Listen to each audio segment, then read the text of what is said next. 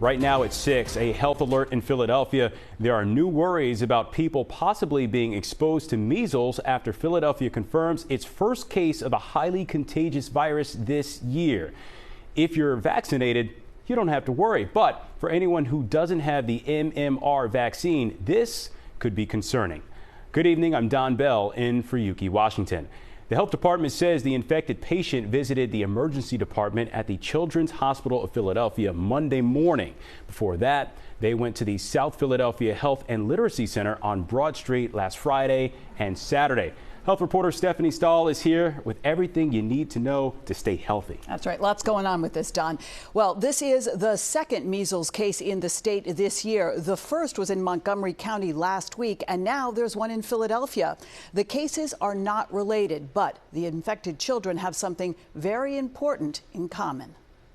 The first 2 children infected with measles this year in Pennsylvania were too young to be vaccinated and traveled internationally, where in many countries measles is much more prevalent. There are certainly measures that can be taken to help reduce risk. Gail Mendoza with the Philadelphia Health Department says the first MMR measles vaccine usually isn't given until babies are a year old, but it can be administered earlier if needed. We do know that there were exposures. With the new Philadelphia measles case, the 11-month-old was first seen at CHOP's Health Center in South Philadelphia and had no symptoms at the time.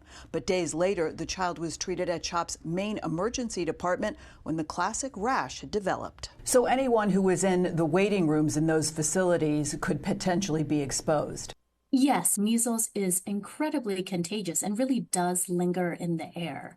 So after somebody leaves a room, that virus still stays in there for another 2 hours afterwards.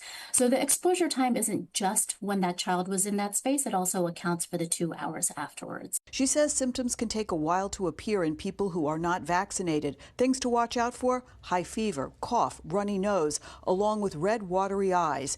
And about 2 to 3 days after those symptoms start, little white spots can form inside the mouth and patients may develop a rash. I do know that they have received supportive care. She says the infected Philadelphia child is being treated with vitamin A. It's only given to kids who are severely ill, which means they're hospitalized, in order to prevent them from dying ultimately. So that's what the vitamin A has really been shown to be helpful for, and that this child is receiving. She emphasizes that vitamin A is only a treatment and does not prevent measles.